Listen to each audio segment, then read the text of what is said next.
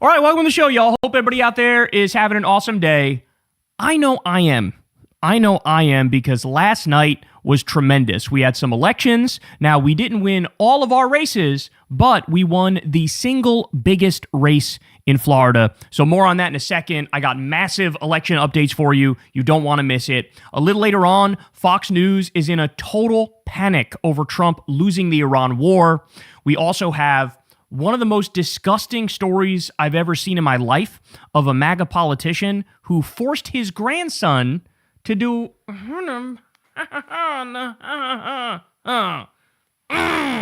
absolutely disgusting. Y'all know what I'm saying. I'm not a trigger warning guy, but that story needs to come with a motherfucking trigger warning because god damn, it's disgusting. So we'll talk about that. We also have MAGA freaking out over a potential secret affair that Trump is having with one of his top aides. You do not want to miss that story. And it looks like all the talking points are coming directly from the big guy himself. So they are panicked and losing it over that story.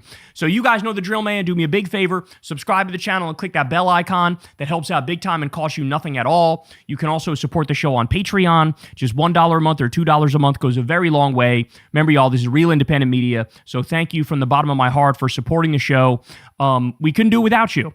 You guys support the show from the ground up, and we have the default ads on YouTube, and that's it. So much love to all of y'all. Also, sign up for Crystal Kyle and Friends on Substack. Got some awesome stuff coming up. And go sub to Corin's World and come hang out with us on Monday nights when we are live. Okay, it happened again, y'all. It happened again. So I got my little cigar right here. Got my little cigar that will be smoked at a point in the near future because it is celebration time. Here's the champagne that me and Crystal will be drinking later. It is celebration time because of Angie Nixon. So Angie Nixon is a DSA Democrat. She was running for U.S. Senate in the Democratic primary against the centrist named Alexander Vindman, and she absolutely obliterated him. So I'm going to get to that in just a second. Now, we did, unfortunately, Oliver Larkin did lose his race, but as I warned you 1,000 times, that was a very, very difficult district. You could argue it's like the most difficult district in the country for, a Democratic Socialist type candidate. Elijah Manley also lost his race, and Debbie Wasserman Schultz won in that new area, which was just redistricted. It's a very black district. They voted for Debbie Wasserman Schultz, not necessarily because they wanted to, but because there were like 4 or 5 other black candidates who were running and splitting the vote, and Debbie Wasserman Schultz was able to get in there with a not too stellar performance. Okay, so again, more on all that in a second, but let me give you this. So DSA candidate who barely spent $500,000 during the entire campaign just trounced the most famous resistance liberal on earth who had a $14 million war chest. Alex Vindman was bred in a lab for this race. The betting markets gave him around a 98% chance of winning. The poll showed him leading by 10 points, and he ended up losing by 11. To call this a shocking upset is an understatement. Ladies and gentlemen, I am simply in awe of how well Angie Nixon performed here. By the way, very proud to say we had her on Crystal Kyle and Friends during her race. And I remember the first time I listened to Angie talk, I looked at Crystal and said, who the fuck is this? This is like a superstar here. Well, she ended up winning. And get this, she ended up winning, I'm not kidding about this, while spending $0 in TV ads. Like, I'm not kidding when I say I actually don't get it. Because I have been screaming at progressive candidates, for the love of God, run TV ads. The era of TV is not over. You like to think it is. It's not. There's a lot of old people in Florida. They watch motherfucking TV. Okay? Run TV ads. Well, she ran 0 and still somehow won. No, this is incredible what we're witnessing here. Okay, more. For fundraising, Vindman had $16.3 million that he raised. Angie Nixon raised $975,000. And look at the results. Nixon with 53.3% of the vote, Alexander Vindman with 46.7% of the vote. Again, I cannot put into words how tremendous this is here. Okay, early this morning, Kalshi had Angie Nixon with as low as a 5% chance of winning. Not sure the wisdom of the crowds is quite shining through on these sites yet. So I want to say this as clear as possible to everybody out there. Do not in any way, shape, or form take these betting markets seriously. Okay, don't do it. because it turns out people don't know what the fuck they're talking about. And this is not really a snapshot of anything except maybe mass delusion, because the number of times the betting markets have been dead wrong, it's beginning to pile up more and more and more and more and more, right? The same thing happened with the Francesca Hong and David Crowley race, just in the other direction. So don't fucking take this shit seriously. That's my warning, and I hope you all heed that warning. Okay, so here's Oliver Larkin. I'm going to get to more on Angie Nixon later because you have no idea how immensely based Angie Nixon is, but you're going to learn, okay? You're going to learn. So Oliver Larkin ran against Jared Moskowitz. Jared Moskowitz, of course, self-describes as a Ron DeSantis Democrat. Jared Moskowitz, very famously, is to the right of Trump, warmongers in Trump's cabinet when it comes to the Iran war. That's how disgusting this guy is, okay? But look at the difference in spending here. So total pro-Larkin spending was $796,000. Moskowitz campaign was $2.9 million, okay? So he did end up winning. And look, the fact of the matter is, as I warned you beforehand, this is a district that is packed full of old Zionists with a lot of money. And so that is like the last remaining demographic in this country that is just like in favor of the Israeli genocide against Gaza. I mean, just totally monstrous shit, but that's their position. In fact, people have stories where they're phone banking for Oliver Larkin in his district, and the end of the call is the person telling them to fuck off once they hear Oliver's position against the genocide and, in favor of cutting off weapons to Israel. Okay, so it was always an uphill climb, but, I want to commend him. He was phenomenal in his race. I'm going to get to in a second just how well he did relative to how he should have done, because that's important. And now you have people saying he should lead the DSA. He should be like a national spokesperson for the DSA. And, I think that's fair. I think he's great at it. He's made quite a name for himself. He's been beating up on Republicans on Fox News nonstop. The guy has a very, very bright future, and everybody knows it. Okay, so an open socialist, Larkin, getting 44% of the vote in Miami. Honestly, shout out to Dem primary voters, because Bernie Sanders only got 24% in Miami-Dade in 2016. So he nearly doubled the support that Bernie got in Miami in 2016. That is astonishing. So in other words, like, the trends in the party are so clear. The trends in the party, they're going left. They're embracing DSA. They're done with, the fucking oligarchs and capitalism run amok and Republican bullshit. And the Democratic Party is becoming what it always should have been. And the trends in this election cycle may not have worked out in this particular race yet, but the future is bright, y'all. The future is bright.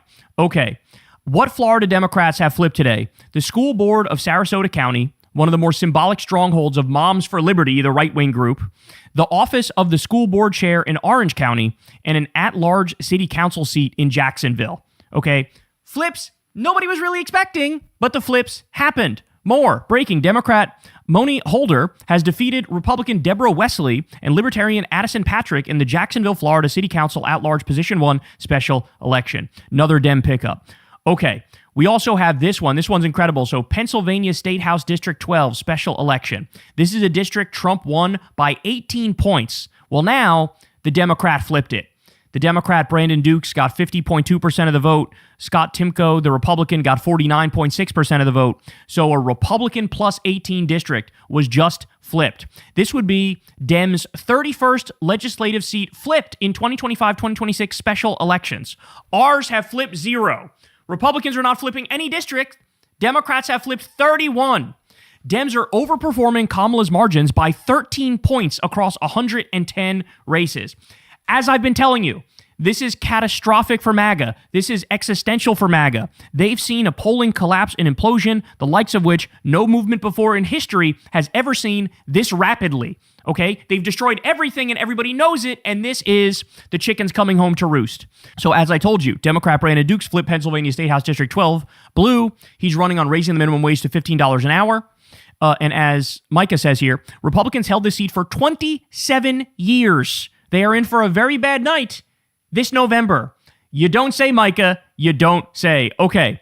Also, Florida Orange County School Board Chair Angie Gallo got 59% of the vote. Alicia Ferrant, the Republican, got 41%. It's another Democratic flip, and this one was absolutely decisive, wasn't it? More Democratic flips. This is during Trump's second term, okay? Texas, the 9th district, Democrats are now plus 32. They surged 32 points. Georgia, the 121st district, Democrats plus 14. Mississippi, the 22nd district, Democrat plus 8. Mississippi, the 45th district, Democrat plus 19. Mississippi, the 2nd district, Democrat plus 19. Iowa, the 1st district, Democrat plus 22. Iowa, the 35th district, Democrat plus 25. Pennsylvania, the 36th district, Democrat plus 16. Pennsylvania, the 12th district, Democrat plus 18. I'm sensing a wee bit of a trend here. How about you guys? Oh my word, this is wild. All right, then you also have this other element to what happened yesterday, which is now you're beginning to see some of the Trump-endorsed Republicans in the primaries shit the bed, okay? This doesn't happen. Yes, it's happened many times that Trump's candidates win the primary and then lose the general because they're too extreme, right? But it's very rare that they just lose the primary. Because, Trump's endorsement is gold from within the cult, as everybody knows. That's beginning to change. That's how cooked the Republicans are. So Trump said, Congressman Corey Mills is a tremendous champion for Florida's 7th Congressional District. He has served in many deployments, including Iraq and Afghanistan. When everyone else is running away from the tough fights, Corey is willing to stay and fight. Corey loves our country, supports our veterans, strengthens our military, and will never let us down. Corey Mills has my complete and total endorsement. Well, what happened? Oops. Ryan Elijah defeats Trump-endorsed scandal-plagued Congressman Corey Mills in the Republican primary in Florida's 7th Congressional District. Now, look, you might look at this and say, fair, Trump is losing here. However, Corey Mills was a uniquely shitty candidate. I mean, there's not a crime that this man didn't commit. He's so scandal-plagued, if you were to just sit there and make up a scandal in your mind right now, he probably did that shit, okay? Immensely corrupt, all sorts of allegations of, I believe he was a cheater, I believe he's a literal criminal. This guy is as dirty can be. He makes other Republican politicians look like fucking Boy Scouts in comparison. However, if you thought that was the only reason this man went down, you would be wrong. Why do I say that? Another one here. President Trump endorses Catalina Loff in the Republican primary for Florida's 19th district. Has a long endorsement thing here, as he does. But as you can see, looks like she's going to lose the Republican primary. All right, how about this one? Trump posts bragging that Anna Paulina Luna won in her district, and as Ron Filipkowski points out, she didn't have an opponent. This is what you're reduced to? You're reduced to well, at least we won in this district where nobody was running against my handpicked candidate. What the fuck? Oh, that's so embarrassing. But this is classic Trumpism, right? It is postmodernism to the max. It's right-wing postmodernism, where the facts don't matter, the reality doesn't matter. You make up your reality as you go. And then Trump will come out within the next week or so and say, we won another race. Anna Paulina Luna won her race because Trump's endorsement is gold. So we'll just ignore all the times it wasn't and focus on a race where there wasn't even a fucking opponent. All right, ready? 10 Trump-endorsed candidates have now lost this primary season, including 6 in the last 2 weeks and 3 on Tuesday alone. Those 10 losses are as much as Trump suffered. Ready for this? In 2018, 2020, and 2024 combined. And it's one shy of matching his worst year, 2022. Telling y'all, man, their time is up. There's no coming back from what they did to this country. And the people are revolting. Then we have this race. Ready? Yashar Ali points out, moments ago, horrible Congressman Randy Fine was beating literal neo-Nazi Dan Blazarian by only 497 votes.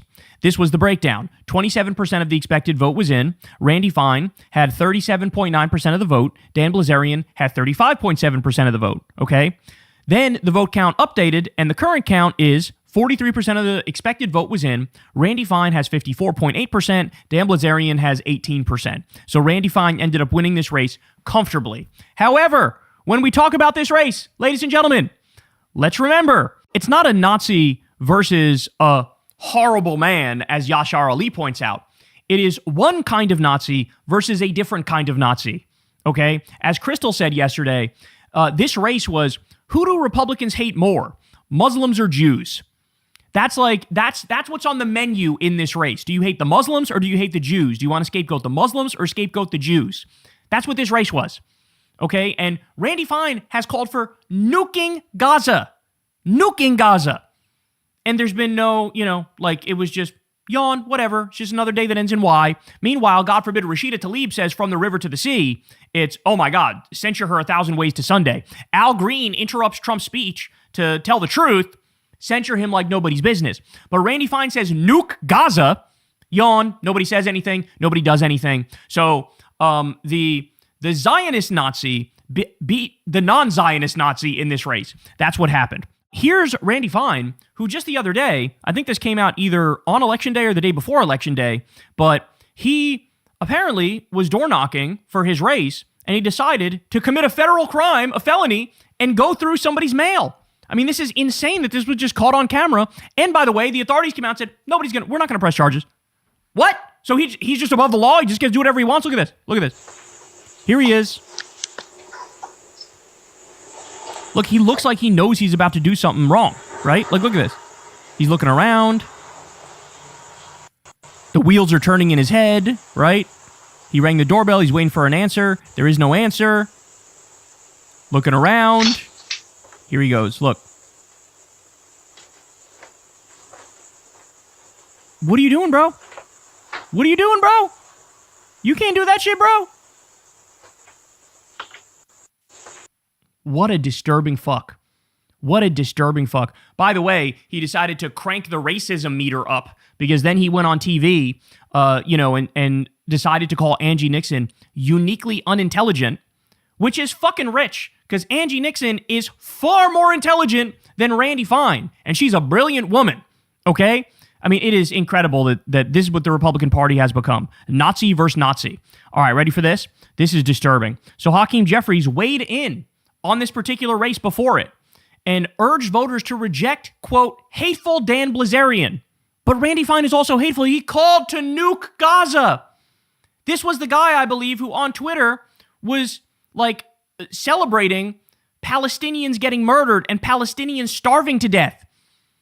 Like, there was a picture of a dead Palestinian. And he's like, thank you, that made my day. Like, what? You don't have to say anything when it's Nazi versus Nazi, Hakeem Jeffries. So as Alex points out, reminder that 22 House Democrats voted to censure Rashida Tlaib for saying from the river to the sea, but not a single one of them is moving to censure Randy Fine, who has repeatedly called for mass extermination of Muslims. Absolutely fucking pathetic and disgusting. I'm telling you, man, Hakeem Jeffries has to step down. I'm sorry, he's just totally out of step with your average Democratic voter at this point. It's not even close. This is a guy who still doesn't even support Medicare for all. He won't support Medicare for all. He won't sign on to abolish ICE. I mean, what the fuck? What year do you think it is? Then we have Byron Donalds versus James Fishback, right? James Fishback is like the literal Groyper candidate running for governor in the Republican primary in Florida. And Byron Donalds, of course, is the MAGA-backed candidate who already has quite a name for himself. So as Joe points out here, the good news is that Fishback got absolutely demolished. The bad news is that 173,000 voters and counting decided to vote for a man running one of the most racist campaigns I've ever seen. That's an understatement. He literally called Byron Donalds Byron. Subtle, isn't it? Never mind the other 48 different overtly racist attacks that he made against him. So, 10% of the vote, not great, but 173,000 people voting for an open Nazi? Not good, not good. And here's an extra dose of not good for you. Ready? Florida State University precinct, the Republican governor primary, James Fishback got 89% of the vote and Byron Donalds only got 4%. Okay, I'm not kidding when I say the future is either democratic socialism or Nazism. Take your pick. It's one or the other. And there is no fence sitting in this world. Okay, there is no fence sitting. We're really going to test the theory, scratch a liberal and a fascist bleeds, right? We're really going to test that theory because we're going to be faced with Nazism or democratic socialism. Because the youth are either democratic socialists or Nazis. Young Republicans are absolutely horrifying, and this is your evidence of that right here. The Republican Party is bad already, but the future could be even fucking worse. All right, we also have this. 2 felons pardoned by President Trump are running for Congress in the same Florida primary. One is a January 6er. The other was convicted for insider trading. Ladies and gentlemen, I give you the Republican Party. This is the Republican Party in the year 2026. Okay, So now let me go back to the Angie Nixon-Alexander Vindman race because there's a bunch of interesting stuff here. So Vindman was apparently, quote, arrogant, according to Axios, and he, quote, literally laughed at Angie Nixon and said he didn't even think he was in a primary. So Angie Nixon just outworked him, just beat him, just, was pounding the pavement, knocking on doors, talking to people, doing all like the retail politics stuff correctly, as apparently people were annoyed with Vindman. I mean, he was running a bunch of ads. And look, in the ads, I watched one of them last night. In the ads, he's talking about how he led the impeachment against Donald Trump and he's going to stand up against Trump and corruption and stuff like that. And even that wasn't enough. So, the people of Florida must really not like Alexander Vindman, and Angie Nixon ran just like an A++ type campaign.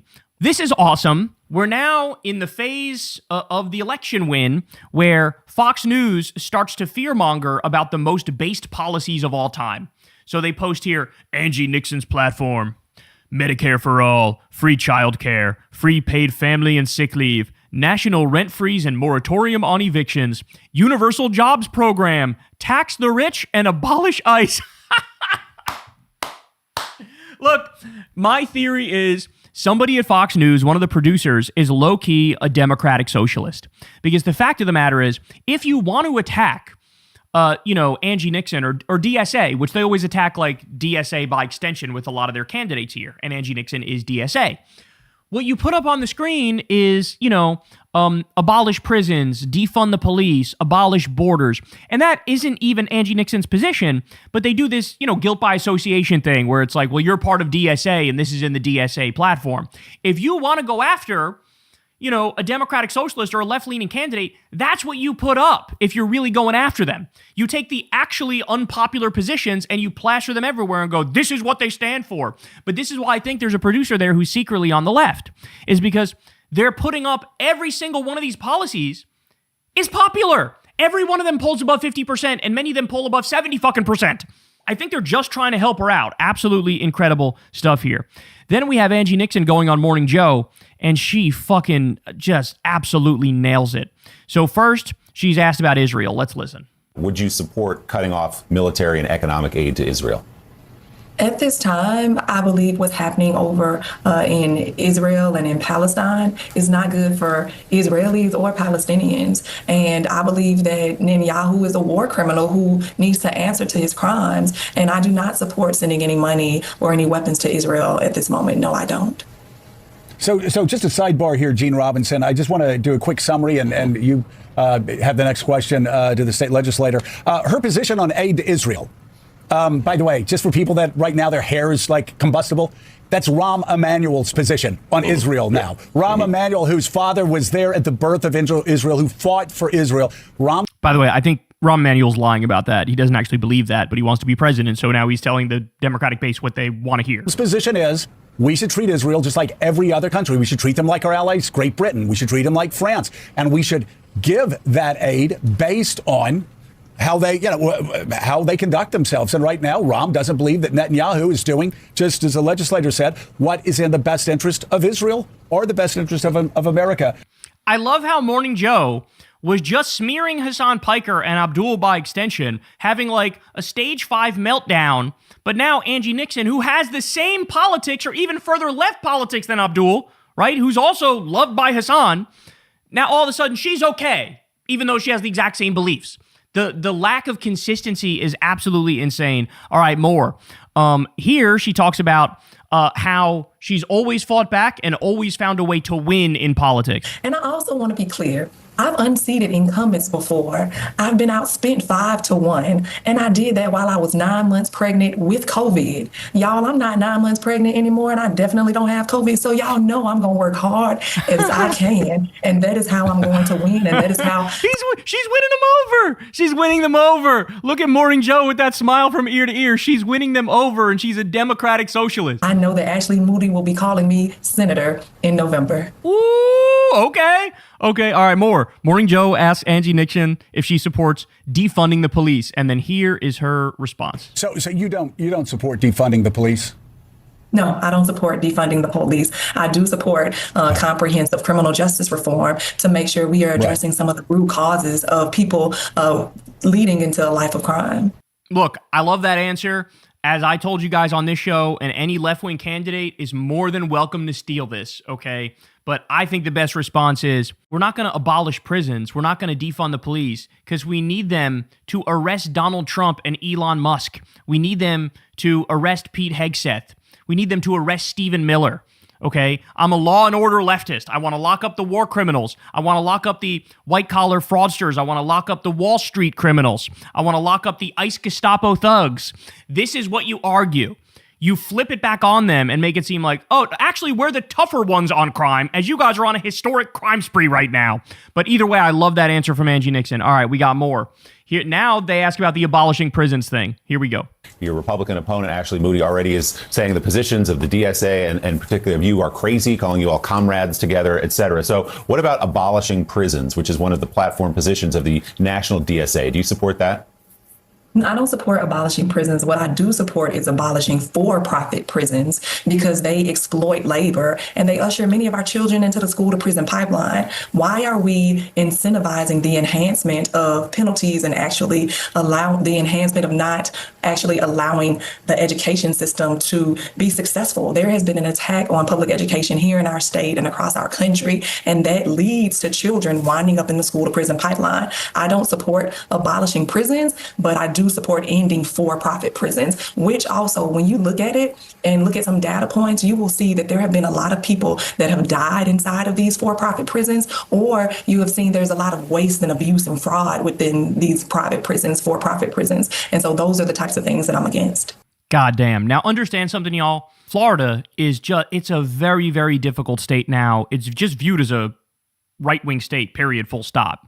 So it's almost like there's all upside, no downside. Because if Angie Nixon loses the race, everybody's going to go, yeah, well, what'd you expect? It's Florida. Like, Republicans now dominate Florida up and down, right? But if she wins, or even if she comes within 10 points or 5 points, it's going to be viewed as like, holy shit, maybe the DSA types are more electable than the centrists. Because I guarantee you, however Angie Nixon does, is going to be way better than Vindman could have done in a general election with his boring ass and not much support. So it really is all upside here because it's a very difficult state. She's not expected to win, but she's letting it rip, bro. She's letting it all hang out. She's going for it. And, these answers are absolutely phenomenal. All right, then we get another question. Notice, what did I tell you, man? This is how it works. If you're endorsed by DSA or you're just a left-flank candidate, the only trick that the establishment uses is they go to the least popular positions in the DSA platform, ignore the majority that are popular, right? But they'll ask you about the unpopular policies and just clonk you over the head with that repeatedly. But again, she's handling this masterfully. Support open borders into the United States?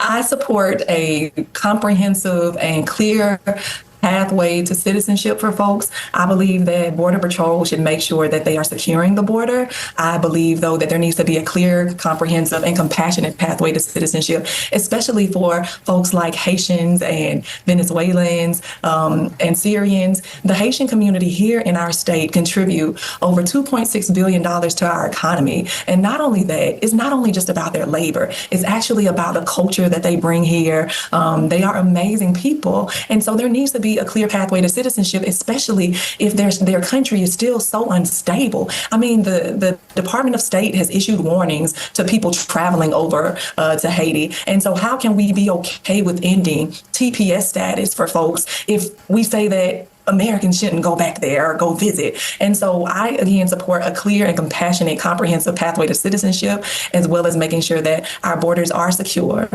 I mean, you can't, it's a perfect answer. We have been screaming from the top of our lungs, for the love of God, can a Democratic candidate simply make an argument that immigration is a good thing? Because right now, you look at the polls, the American people already feel like immigration is a good thing because they look at the hell on earth that is the opposite approach, the MAGA approach, the hardline anti-immigrant approach. They see that when you do that, you create a police state, and the police state cracks down on everybody. And then you have a tyrannical system. You have people being thrown in concentration camps. You have torture. You have rape. You have CCOT. You have all this shit, concentration camps. And so we've been screaming, for the love of God, stop playing defense, Democrats. Go on the offense. Say, hey, what if immigration is a good thing? Full stop. Like, what if it's actually good? What if it's good for the culture of this country? What if it's good for the economy of this country? What if it makes us more dynamic and more intelligent and we bring over the best and the brightest? Like, what if immigration is just good? And no Democrat was willing to say it until Angie Nixon. She's not afraid of her own shadow, and she stood 10 toes down, and she puffed her chest out, and she said, here's what I actually think about this issue. No, I don't want to abolish the border, but what I do want is people to acknowledge that immigration is a good thing, and that we actually should be, welcoming for the most part. Of course, you could always say violent criminals, not welcome. I'm fine with that. I think most leftists are fine with that. Most people are fine with that. But outside of violent criminals, like, what are we doing? No, welcome people. Of course. That's what made this country great. We are a nation of immigrants. I fucking love that answer. She's special, bro. She really is. Then I won't play this clip for you, but Morning Joe, as you already got a taste of, they somehow managed to not have a meltdown over Angie Nixon's upset victory, as Clipping Wing says, quote, the two main races in Florida for Democrats involve somebody who became a member of DSA in June and a former Republican congressman. That's David Jolly, who won for the primary for governor, and he's going to go up against Byron Donalds. And by the way, I'll say right now, I think David Jolly is probably going to win that race. If I'm being real with you, I think the reason why Byron Donalds is almost certainly going to lose is because of the racism of Florida Republicans.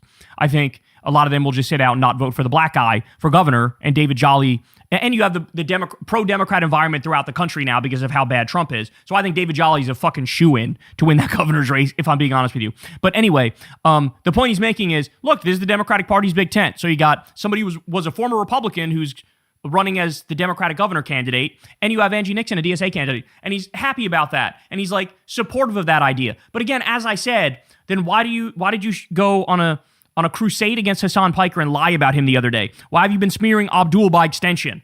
Angie Nixon has politics that are probably to the left of Abdul, but Angie's okay and Abdul isn't.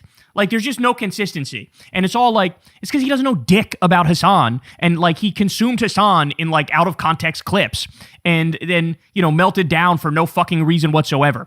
But anyway, just tremendous stuff here. For her to win over the Morning Joe audience is really a phenomenal sign. Now, take a look at this. Angie Nixon was one of two members of the Florida House to call for a ceasefire in Palestine in 2023. I believe it was early November 2023, so a month in, before so many people. She realized in about a month, oh, this is a genocide that Israel is doing. So she immediately calls for a ceasefire, okay? And here, I'll play some of this video for you. Listen. We are at 10,000 dead Palestinians. How many will be enough?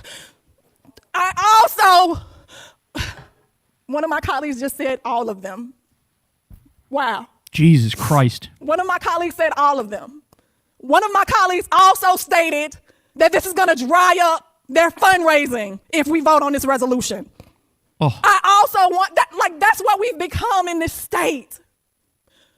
That's what we've become in this state, where we don't care about innocent babies that don't even get the opportunity to blow out their first birthday candle. She's a real one, man. When she said how many dead Palestinians would be enough, somebody responded, all of them, in the Florida State House.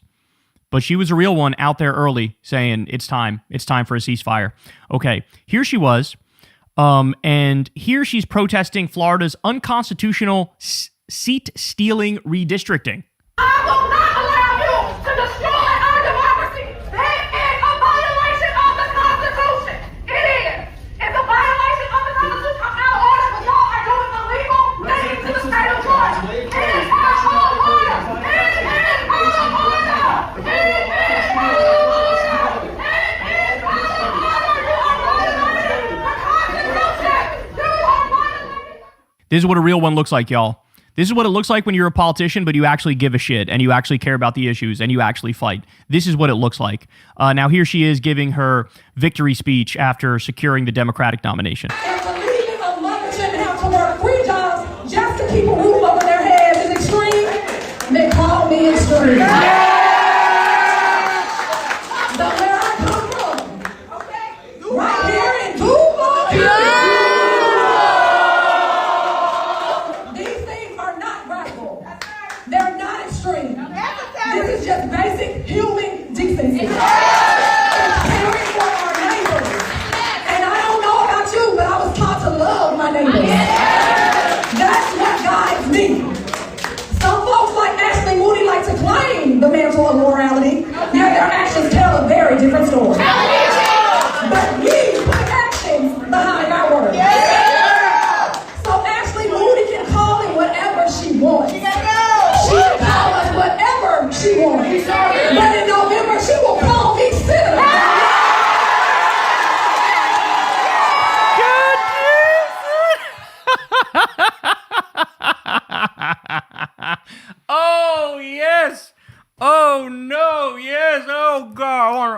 like the stogie right now listening to that speech. Goddamn, I could run through a wall after listening to that. All right, here's Angie Nixon's bookstore. So she's an entrepreneur and a union leader. And look, she has a bookstore and a cafe. It's called Cafe Resistance. Look at this. The state of Florida doesn't want this bookstore to exist.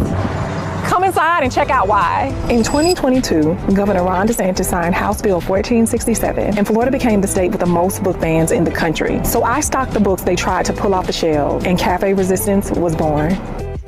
They banned the truth, so we put it right here in the community. Free tutoring, coffee, and the books they don't want kids to read. This isn't my bookstore. This is our bookstore. You're doomer pilling, and we have Angie Nixon running for U.S. Senate, winning primaries.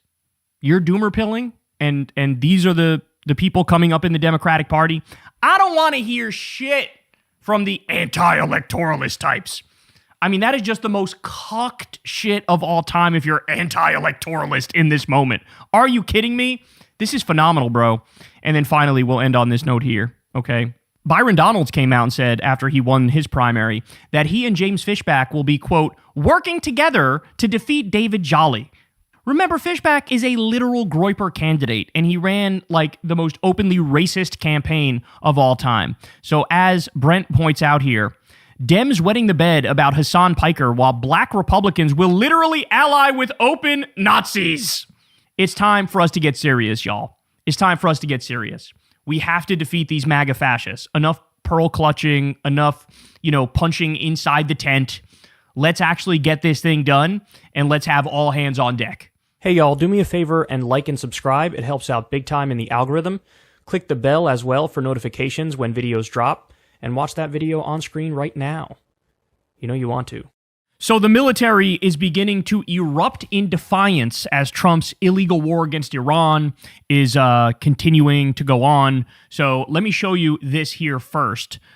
Breaking news from Hormuz Report, Iran sees the next round of war as inevitable and is reportedly preparing direct attacks on U.S. military assets in southeastern Europe if Trump escalates further, with Bulgaria's Besmer Air Base and Cyprus among potential targets, according to the Financial Times. Quote, we would place no limits on our response. If America goes too far, Iran has the capability to go beyond the region and hit Europe too, an Iranian insider told the Financial Times. Tehran is warning Washington that the next conflict will not remain contained to the Gulf. Okay, so this is a huge deal for obvious reasons. I mean, attacking Europe is wild in and of itself, but also it makes it so that basically the only allies that kind of remained on the side of the U.S. are now gonna waffle, just like the Gulf Arab states are waffling and trying to make backroom agreements with Iran to be spared from consequences.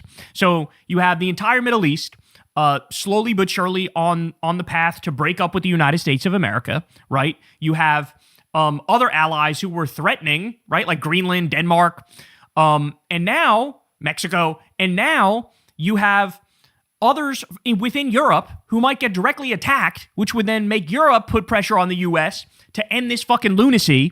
And so between the tariffs and the trade war and the actual threats of war against enemies and allies alike, and now economic consequences for everybody, Japan also with their currency collapsing, the U.S. backstopping it, that not working, so Japan might sell U.S. treasuries. We are really in just uncharted waters now, where the whole global system is on the brink of collapse. The whole post-World War II structure is falling apart.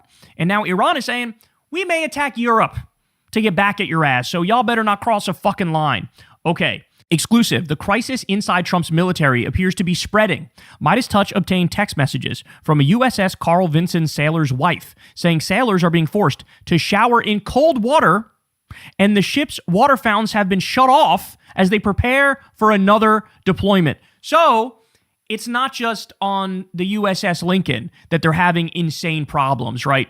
The toilet's not working. Everything's gross and moldy and disgusting. The showers are all rusted out and pathetic. You have moldy food they're serving. People are eating like a half or a third the amount that they need to eat on any given day. They've been out at sea triple, quadruple as long as they're supposed to be out there. There's basically mutiny brewing. You have 6 people jumped overboard in an attempt to commit suicide. I mean, what we're talking about is absolutely psychotic, but it's not just the USS Lincoln. Others are also being treated like absolute garbage because this is what you get from Donald Trump. This is what you get from Pete Hegseth. This is what you get from people who are not serious. They can't manage an Arby's, never mind run the world's largest military. They're not competent. They don't dot the I's and cross the T's and do the actual work that they have to do. And so now people are just pawns to them. So you got people out there losing their fucking minds and they don't care. How about this one? 7 U.S. Navy ships have broken down or run short on basic supplies during Trump's Iran war. This is what, quote, peace through strength actually looks like. And then they go through the list here of all of these ships. We discussed the other day, there was a ship in the South China Sea that lost power and was just floating around in like 100-degree temperature for 4 days straight.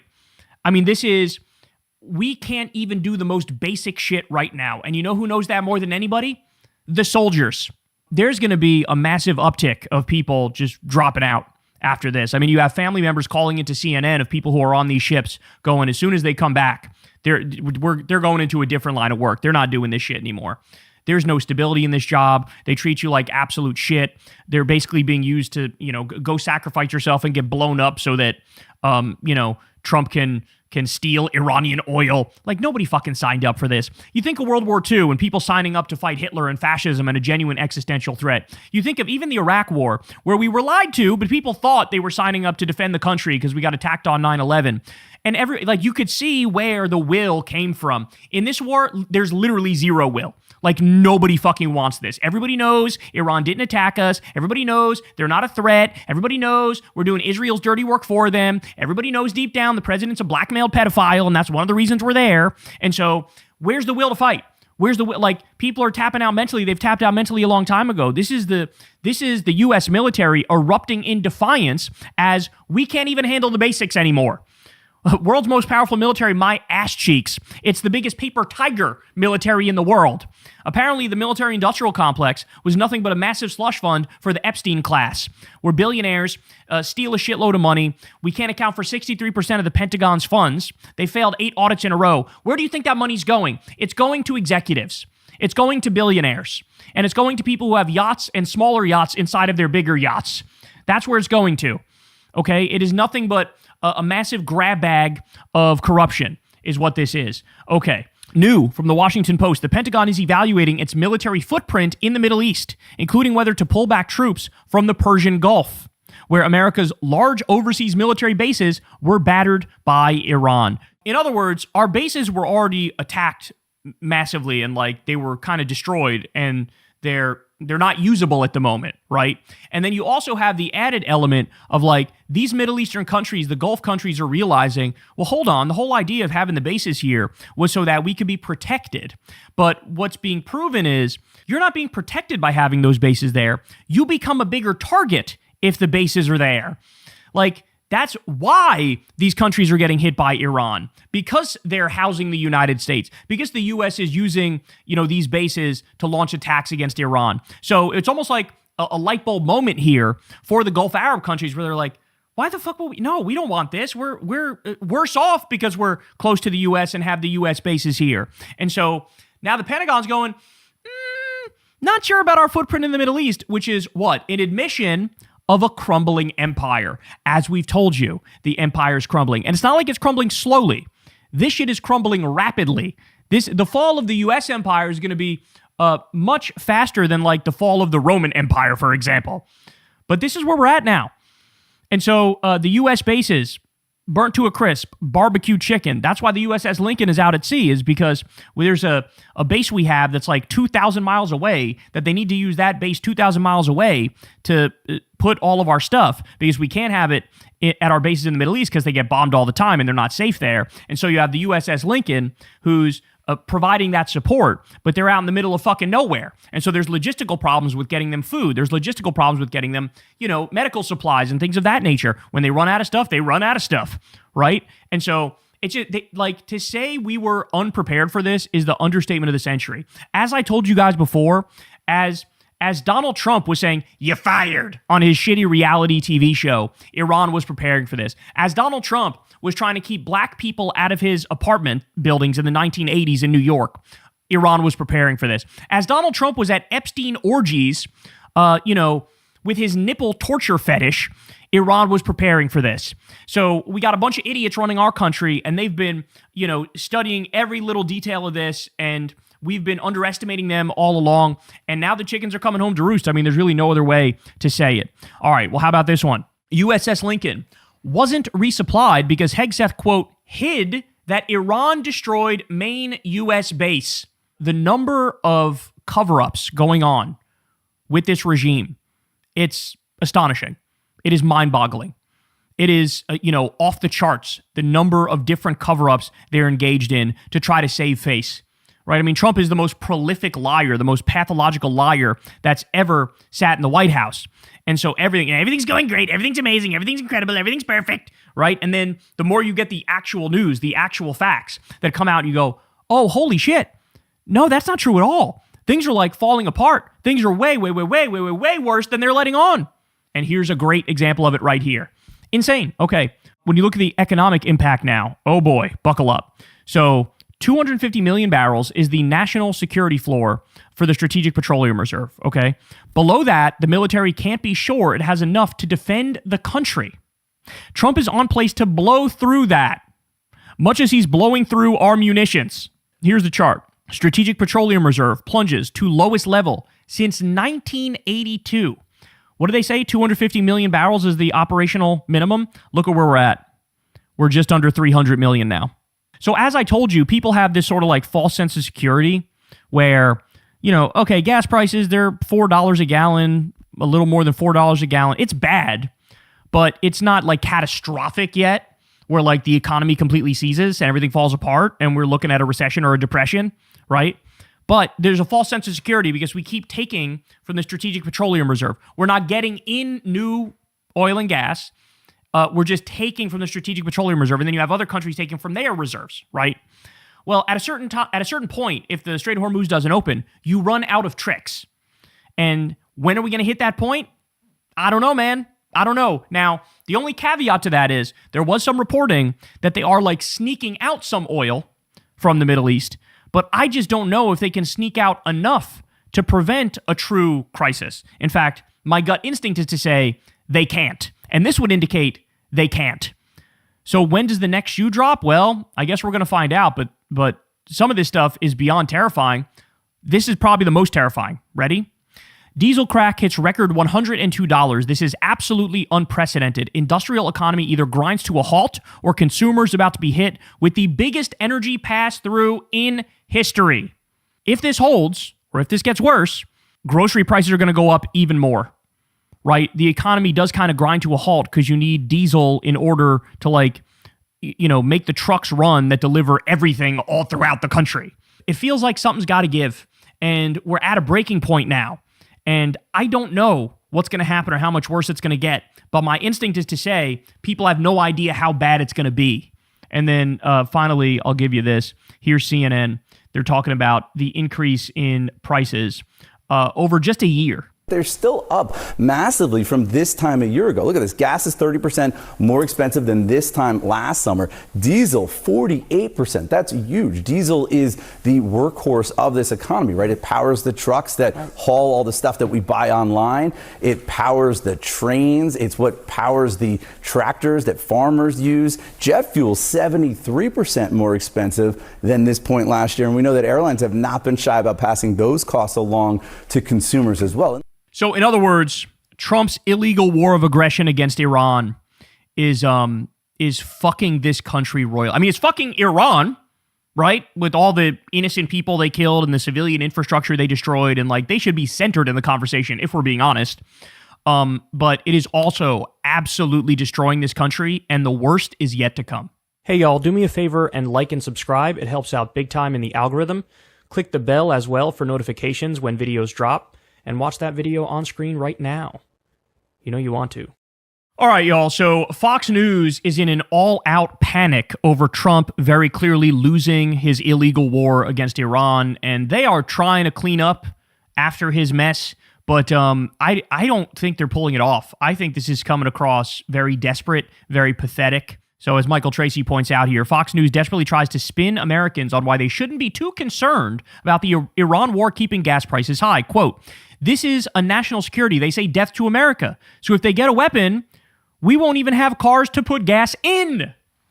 Oh my word, we are right back in the peak of the Iraq war era where they said like, oh, you don't want the evidence of Saddam's weapons of mass destruction to come in the form of a mushroom cloud over one of our big cities. It's literally fear-mongering of like, they're gonna do a nuclear strike on us. I don't know, man. I feel like what's much more likely to happen is Trump's psychotic ass doing a nuclear strike on them. I feel like that is infinitely more likely to happen than them nuking us. Thank you very much. With this pathetic pro-war propaganda horse shit that we're witnessing here. Okay, let's listen to what they have to say. There's been sanctions and there's been agreements and there's been harsh words, but he's the only one to take them on directly after 47 years. So sucking him off for the illegal war. Yeah, of course, this is what Fox does. By the way, this is why Midas Touch correctly calls them state regime media. This is state regime media. A war that polls at like 30% approval that's also destroying the economy and killing innocent little girls at schools that we're bombing. And they're out there like, well, he's the only one with the balls to do this thing, which is obviously good, even though it's the worst thing ever. And they want to do anything they can to make sure he's not president, or if he is president, make sure he does not have as much power. So that's what I worry about. They'll be able to dictate our elections unless we take them down before they That's can. why we have to make it a national security issue. We cannot, it's not being elitist. It's not saying that it doesn't matter. Of course gas prices matter. It impacts not just people on the day-to-day basis, but everything is controlled by oil and gas. But when you tell the American people this is a national security, what could happen if we don't get it up? No one would have ever suggested when they attacked 9/11, our Twin Towers, and the gas prices went up when we were in combat operations, that should impact our response to them. We weren't attacked. There was no Iranian attack against us. That's the point. We're not defending ourselves. We're the asshole. We're the aggressor. We're the bad guy. We're the criminal. Okay, we're the terrorist. That's the point. There was no Iranian attack against us. There was no Iranian attack against Israel. Us and Israel attacked them first. They're the innocent party here. They're the victim. That's a fact. Also, they act like it's not elitist to say we shouldn't care about gas prices, but we totally shouldn't care about gas prices. Could you imagine a scenario where you had Joe Biden say something like that?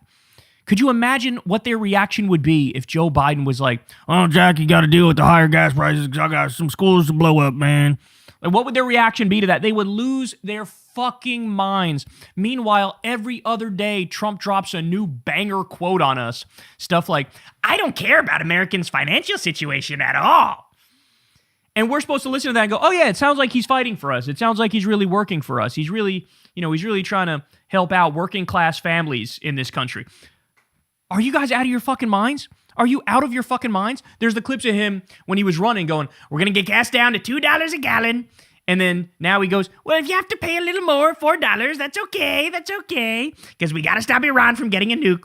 Oh my days. By the way, that mission was already accomplished on that. Trump now in his heart of hearts, his biggest aspiration is literally just to get back to 2016 before he ruined everything. It was Barack Obama who guaranteed no Iranian nuclear weapon. It was Barack Obama who had the Strait of Hormuz free and open. It was the Democrats that took care of it. And then Donald Trump went in there, ripped up the Iranian nuclear agreement, killed their top commander, blew everything up, made everything worse, cucked himself to Netanyahu, and here we are. And now, at his highest aspiration, he just wants to get back to motherfucking 2016. What a colossal failure. Oh my days. I can't, bro. Operations that should impact our response to them. Well, don't forget, these are people that want to wipe America off the face of the map. They want to wipe Israel off the face of the map. They say death to America. So if they got a nuclear weapon, we won't even have cars to put gas in, right? Literally the lowest IQ fear-mongering I've ever heard in my life. What's more likely? The U.S. and or Israel wiping Iran off the map? Or vice versa? What's more likely? I think you know the answer to that. We literally just watched Israel live stream in 4K, them wiping all of Gaza off the map. They just did it. They're in the process of doing it right now in southern Lebanon. They're in the process of doing it also in the West Bank. They're murderous extremist freaks trying to create a greater Israel. They're old school imperialists and colonialists and terrorists. They are doing all of the horrible shit that you are fear-mongering about Iran doing, even though Iran has done absolutely none of that shit. If you watch this and you believe it, you are simply fucking cattle, okay? Your brain is figgy pudding. I mean, you are incapable of putting together a coherent thought. You are a malleable little lemming sheep boy. If you hear this and you go, oh yeah, I agree totally. Yeah, no, Iran's a problem. They're going to maybe nuke us. You know, we got to keep bombing their little girl schools and stuff. I love how Trump, half the time, he's like, we're going to save, free the Iranian people. That's what we're going to do. He says that in one breath. And in the next breath, he goes, we're going to destroy an entire civilization tonight. That's what we're going to do. You literally just said we're going to free these people and we care about them. And then you go, fuck these people. Let's murder all of them. Bruh. I hate living through history. I fucking hate it. I fucking despise it. It's dumb. It's stupid. It's horrific. And like to just look around and the number of people who just accept the shit that's happening, who are like perfectly comfortable with it or who overlook it. I mean, it is beyond sickening. It's so sickening. I need to invent a new word for it. But there's Fox in total and complete panic over Trump losing the Iran war and getting so desperate with their propaganda that it's just a massive humiliation fest on a daily basis. Hey y'all, do me a favor and like and subscribe. It helps out big time in the algorithm. Click the bell as well for notifications when videos drop, and watch that video on screen right now. You know you want to. All right, guys, so this is crazy, but there's a Ron DeSantis appointed Republican by the name of Michael Caruso. He's been big in Republican politics basically his entire adult life, okay? And trigger warning on this. I'm not a trigger warning type guy, right? But if there was ever a time for one, oh, it's right now, okay? Because this guy was outed as being one of the most horrific pedophiles I've ever heard of in my life, okay? So here's a list of some of the charges he now has against him. He was arrested kidnapping, lewd or lascivious, I don't know how to say that word, molestation, lewd or lascivious exhibition, luring or enticing a child, and child abuse causing mental injury. His victims, ready for this? 2 members of his own family under the age of 12. Bro, over a decade ago, this guy's daughter warned the world about him and basically said, he's a pedophile. Look out, he is. We're just saying, he's done horrible stuff. Warning. Well, when you get into the specifics, oh my days, it is atrocious. Republican former state representative and close ally of Ron DeSantis, who appointed Caruso to a position last year after 7 years in the Florida legislature. Some details. Caruso's grandson said Caruso made him perform oral on a family cruise in summer of 2024. He was 5 years old. The kid was 5 years old. The grandson was 5 years old. And this guy basically took the 5-year-old grandson, and like was like, oh, let's go like get some ice cream or whatever, right? And the rest of the family, by the way, was like red alert. They were like, oh shit, where's the kid? Oh my God, oh no, he's with grandpa, right? And they noticed that when grandpa came back with the 5-year-old kid, they noticed grandpa was wearing different clothes, and it looked like he had taken a shower. And come to find out, God, I can't even the specifics of this are just so stomach churning. It's disgusting. Apparently what happened was he basically made the 5-year-old kid take a shower with him. And they said that he, God, I don't even want to fucking say it. It's so gross. The 5-year-old kid said that the grandfather had him, quote, pee in his mouth and it tasted yucky. I have no words for a monster of this level, okay?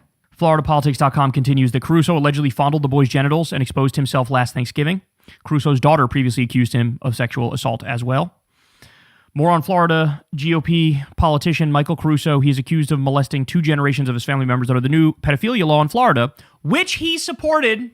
He supported this law. Caruso could face execution for these crimes if tried and convicted. Now, I will pause to point out, Florida, they did do that law, right, where it's death penalty for pedophiles. However, it's also unconstitutional, federally, to give anybody other than murderers the death penalty. So like that law is sort of null and void. Like if somebody were to sue to say, like if you were to sue and say, I don't want the death penalty, the federal court system would say, yeah, that's cruel and unusual to give the death penalty to anybody who's not a murderer, is the way that the law currently works. There was a brief period where they abolished the death penalty in the 1970s.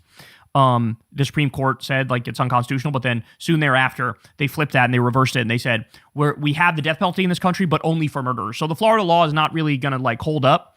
But the point is, he supported a law to give the death penalty to pedophiles, knowing he is one of the most disgusting pedophiles out there. Okay, knowing that. By the way, I don't know if you guys saw this, but on social media the past week or so, there's been this picture that's been floating around of a guy at a playground with some kids, maybe his own kids, I don't know, but he's wearing a sweatshirt where on the back of it, it says something to the effect of, I'm paraphrasing here, but it says something to the effect of like, dead pedophiles don't reoffend. And as virtually everybody said on Twitter the second they saw this, everybody who wears something like that should immediately have their hard drives checked. Because it's a lot like, it's the thou dost protest too much. It's that thing where it's like, it's so performative to wear that. It's almost like, well, why are you doing this? It's like when the super anti-gay Republicans turns out they're secretly gay, right? This is like I hate pedophiles. I hate them. And it's like, okay, we all do. Why are you wearing a shirt that broadcasts that message? Check all of their motherfucking hard drives. Because silent sinners scream the loudest. That shit is going to be, I guarantee you, the majority of people wearing some shit like that are committing the most atrocious crimes you can imagine. Okay. So this guy, I mean, Jesus Christ, it is beyond grotesque. Okay. Mike Caruso was credibly accused of molesting his own 5-year-old grandson in October 2025 in the most disgusting way imaginable, and yet he wasn't arrested until yesterday. Why is that? Does the state of Florida allow child molesters to walk free as long as they promise to buy Israel bonds? Which gets to the point. Here's Mike Caruso. Today I held at a press conference announcing Palm Beach County's historic $350.5 million investment in Israel bonds. This guy, ladies and gentlemen, led the charge for Florida to buy Israeli bonds. Max Blumenthal says Michael Caruso is the county clerk who forced Palm Beach residents to invest $1 billion in Israel bonds. That's 18% of the county's total portfolio. You can't escape this segment without stating the obvious reality. Republicans have a problem. They do. Republicans have a problem.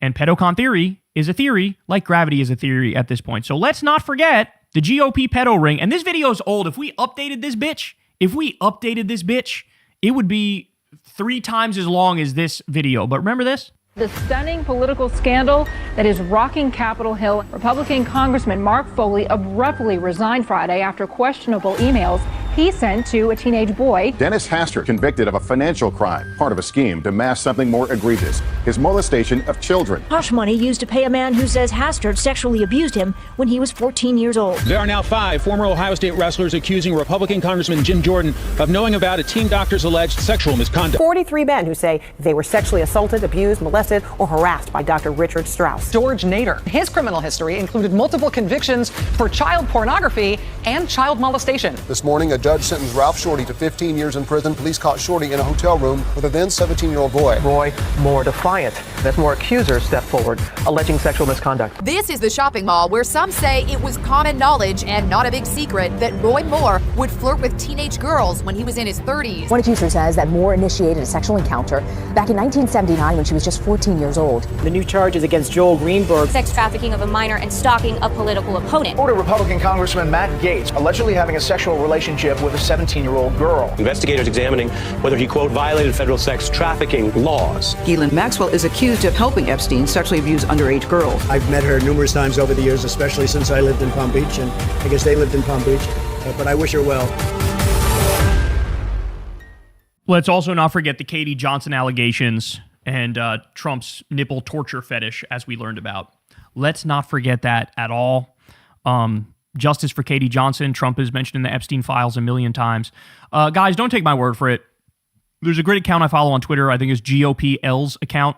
And I swear to God, bro, every week you have multiple examples of Republican officials, politicians, and others within all the different states being caught doing shit like this, being caught as pedophiles. I don't know why half the time I said pedophiles in this video, the other half the time I said pedophiles. It's like, sometimes I'm like, oh, let me make sure to, like, not get this video knocked, but then I just forget. So I guess, whatever, I give up. They're pedophiles, right? Like, it is what it is. But there are countless examples, bro. Countless examples of this shit. And they have a real problem. They have a real problem. And people can shove their head in the sand and pretend like it's not what it is, but it is delusional to not acknowledge it at this point.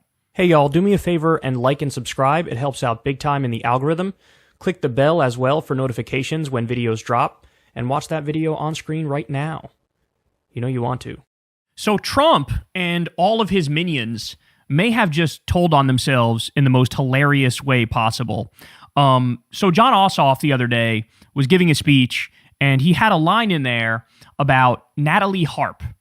Now, Natalie Harp is a top Trump aide who follows him around literally everywhere. She's a young woman with blonde hair. And, you know, the implication of Ossoff didn't say this, but the implication of what Ossoff said was like, maybe he's having a little affair, maybe he's having a little fling with this Natalie Harp woman who worships the ground that he walks on and follows him literally everywhere. Okay?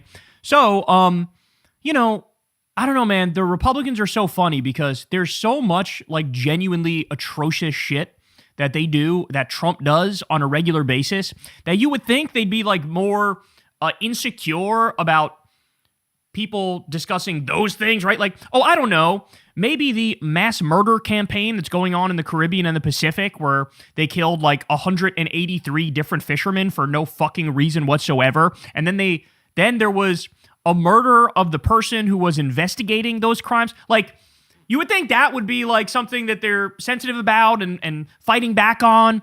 But no, like exposing their war crimes, yawn, they don't care. They feel like nobody cares and nothing's going to happen to them. But imply that maybe the obese pedophile, war criminal, terrorist, rapist, con man president is having an affair. Oh my days, stage 5 meltdown. So take a look at this.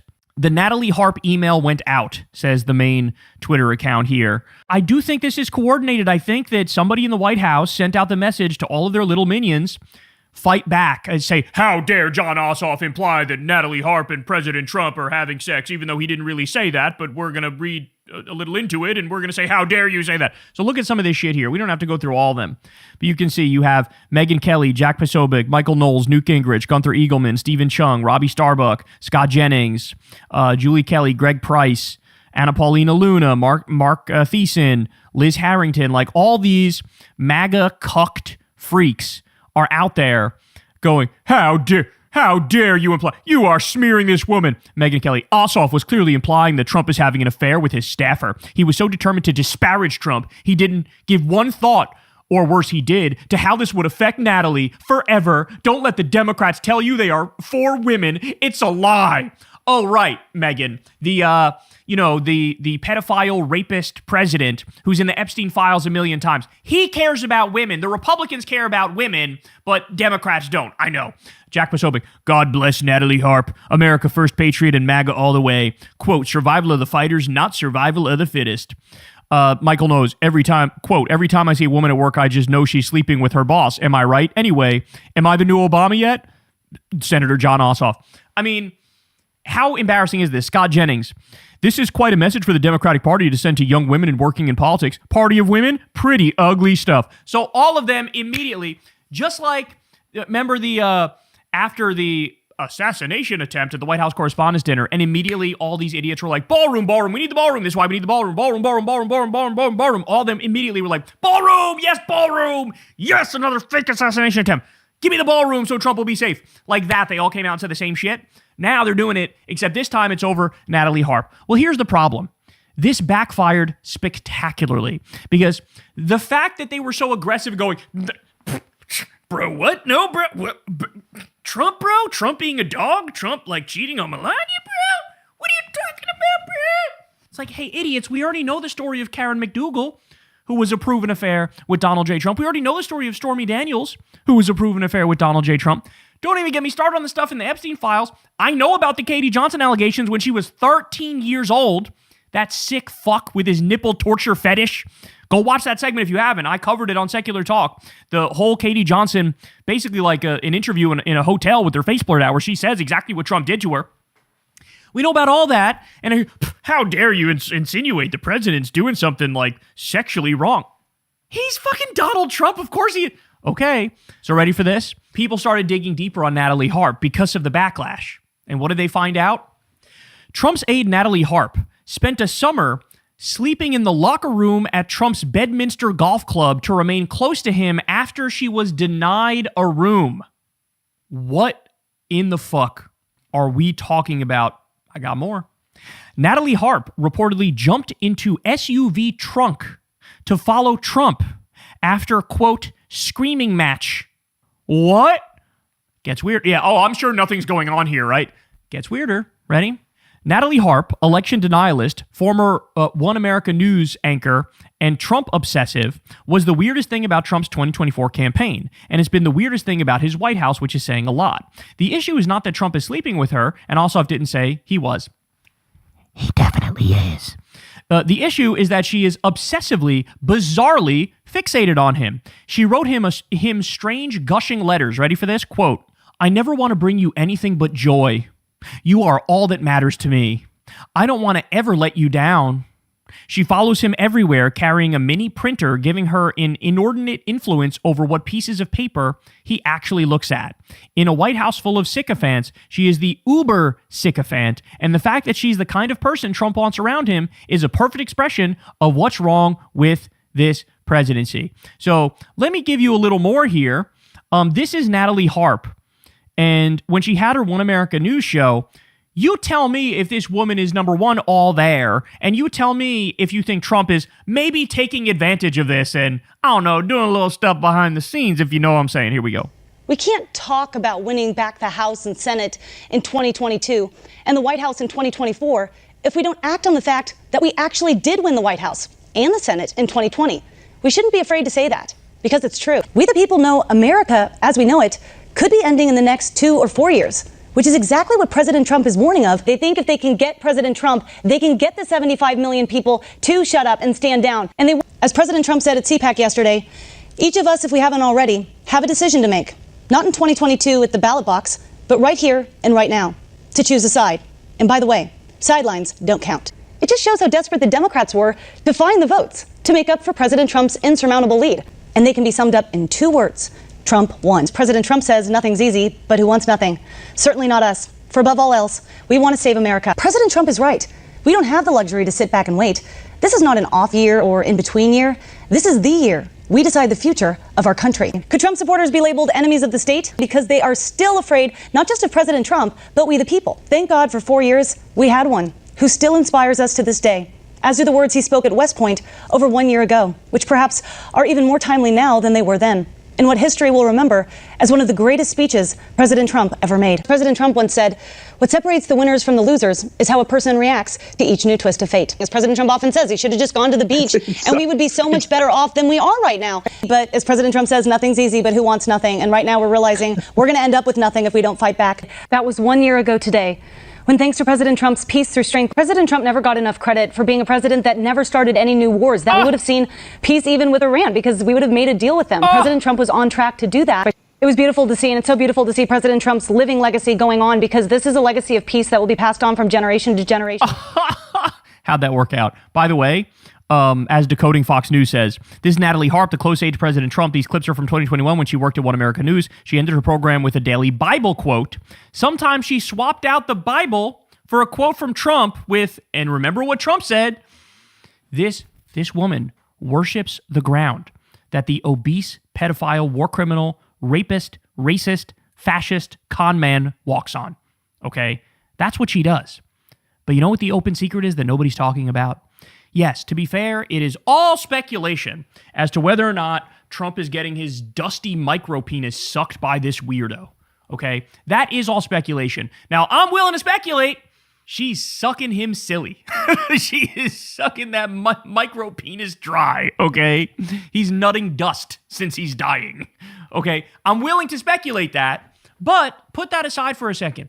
We don't need to speculate shit, because I covered the story from the first term, from the Epstein files, which very few people talked about. I'm one of like the only people who talked about. But there was an email exchange between sloppy Steve Bannon and Jeffrey Epstein, who, by the way, were like besties. And in that email exchange, they referred to Trump's first-term version of Natalie Harp, a young woman by the name of Madeleine Westerhout, okay? They referred to her as, quote, knee pads.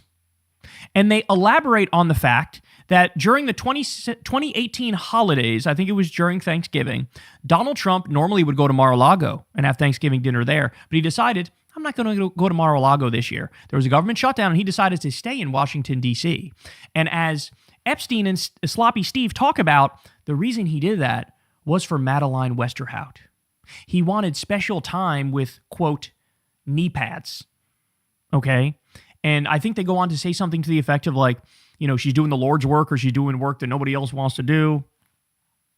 Certainly not Melania doesn't want to do, you know what I'm saying? So we already know there wasn't okay, Karen McDougal, Stormy Daniels, Madeleine Westerhout, probably Natalie Harp, all the shit in the fucking Epstein files. And it feels fucked up to even, like, some of these things we're talking about, at least they're women and of age, right? Like, and that's why it's shocking that they're melting down. How dare you say President Trump might be having an affair? Like, why are you melting down over this? He's in the Epstein files a million times. He's a literal blackmailed pedophile, okay? And you're going, oh, it's how dare you say he might be having a consensual affair with an adult?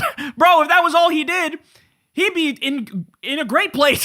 Like, that wouldn't mean anything. That'd be whatever. But no, it's way more than that. So there was a consensual affair in the first term with Madeleine Westerhout, according to the Epstein files and the emails between Epstein and sloppy Steve Bannon. We already know that. Never mind the other affairs before he was president. The guy's a dog. We know he's a dog. But most importantly, he's a blackmail pedophile. Again, don't take my word for it. If you look in the Epstein files, you find out very quickly. There's a 2011 email. We talked about it on this show. There's a 2011 email where Epstein says, Trump is at my house right now, and he's there with one of the victims, and he's been there for hours. Okay, what do we know? Epstein at his houses, they were all bugged. He's got cameras everywhere. So there's audio and video of Donald Trump doing things with Epstein victims.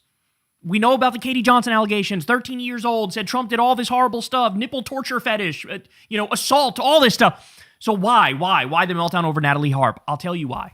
Because Donald Trump himself personally intervened and said, it hit a little too close to home. He knows how fucking true it is. And so he goes, how dare you? No, it's the opposite of that. Actually, I don't even know what you're talking about. Not at all. And then the group chat, you got Stephen Miller, whoever the fuck is around Trump. Oh, we're going to tell all of our little sycophants in the group chat. We're going to go tell them, go and fight this. Say, how dare you? And if anything, like I said, it backfired. Now everybody goes, oh, okay, another affair. That's what this one is. Like, who are you kidding? This woman goes with you everywhere and worships the ground that you walk on. Trump even had some weird quote that's like, I know when everybody abandons me, Natalie Harp never will. Oh yeah, I'm sure there's never been a time late at night where Trump's there with Natalie Harp and he's not, hey, you really want to do a favor for me? You know what I'm saying? Like, who are we kidding? Who are we kidding? They are panicking and they are freaking out and they are losing it over another Trump secret affair. But my message to them would be, I don't know, maybe you want to be this outraged and this aggressive against the other allegations of him actually being a blackmailed pedophile, because those are a hell of a lot more damaging. And those are actually probably one of the main reasons why we're still in this illegal war against Iran. So, that's a bigger scandal, but, that's just me. Call me crazy. Hey y'all, do me a favor and like and subscribe. It helps out big time in the algorithm. Click the bell as well for notifications when videos drop, and watch that video on screen right now. You know you want to. All right, y'all, we got to talk about this, but they are going to try to sabotage Abdul El-Sayed. Now, we know, it's a fact, the right is going to get dirty. They're going to go low. They already have. They're trying to say he's an extremist, he's a terrorist, 9/11, 9/11, 9/11. It's all like the most low IQ slop bullshit nonsense you've ever heard in your life. But Democratic leaders are low-key, secretly trying to shiv Abdul in the side, okay? And that's unacceptable, because publicly they're going, oh yeah, no, Abdul, we love Abdul, bro, totally, bro. But, people like Chuck Schumer are like, maybe we can win the Senate without getting Michigan. I'm not kidding. Ready? So look at this.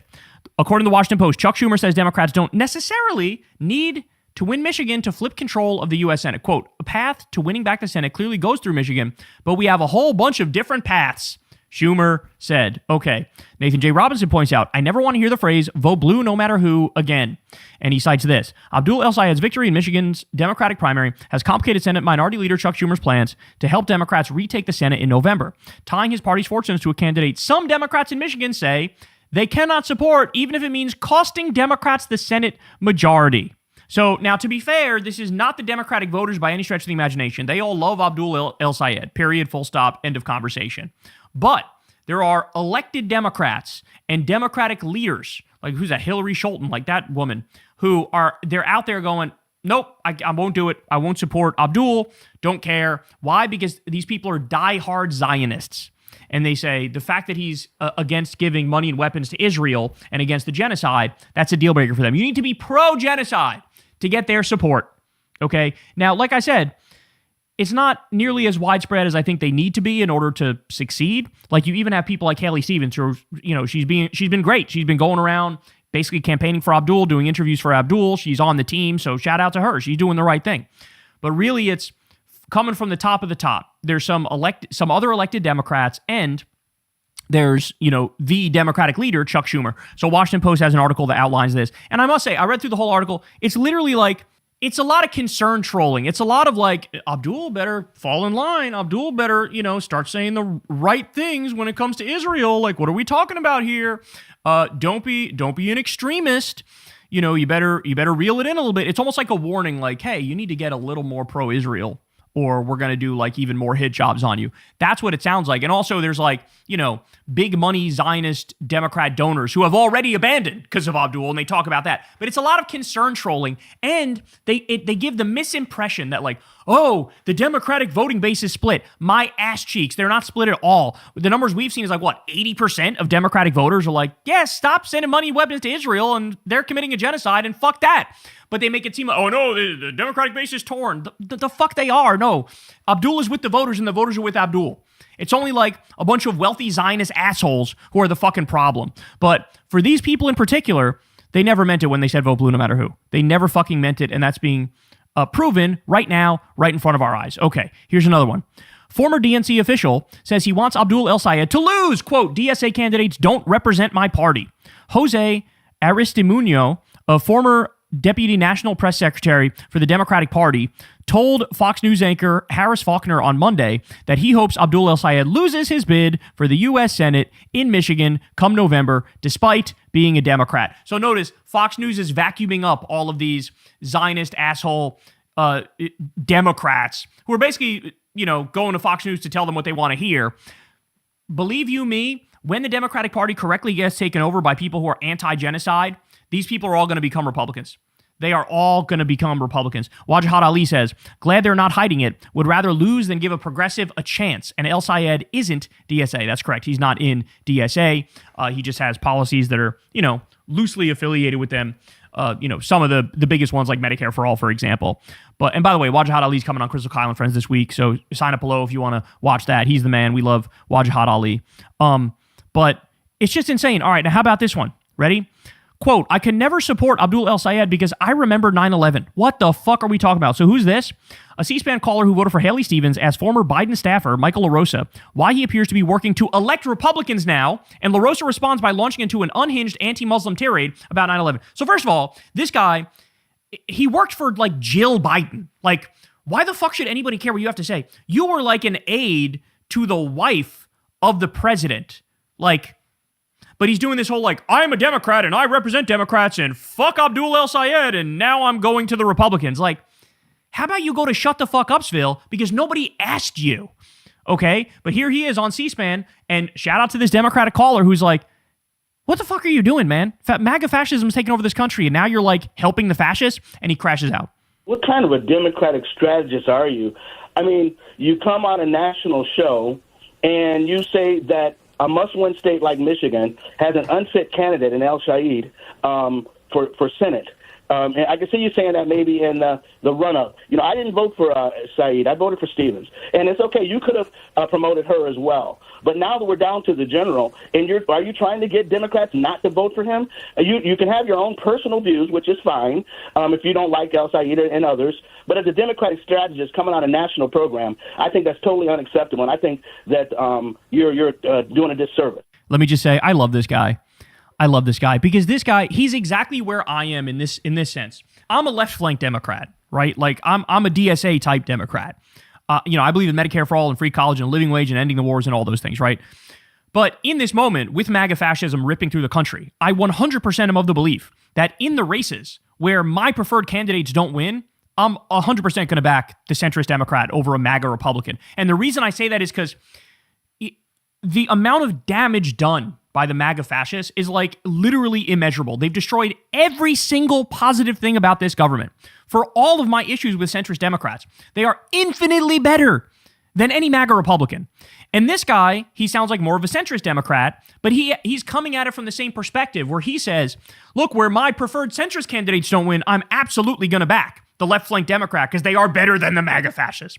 And so there's like this ruthless pragmatism that all the Democratic voters now have in this moment. But then you got the assholes like this guy who's trying to blow it all up. And he's literally just doing dirty work for Republicans here as he pretends like he's not. Stanley, before we talk to Michael, you said you did not vote for Abdul El Said. Will you support him in the general election? Yes, I most certainly will, which is the reason I'm calling, as I'm calling on the Democratic line. He is not DSA. People try to put him off as DSA. He says he's not DSA. The DSA did not endorse him. And even if he was, I don't understand Michael coming on and doing that. Yeah, great. Let's get an answer from Michael LaRosa. Well, I've never supported a Republican in my life for the Senate, for the White House, for except now you're doing it for Congress.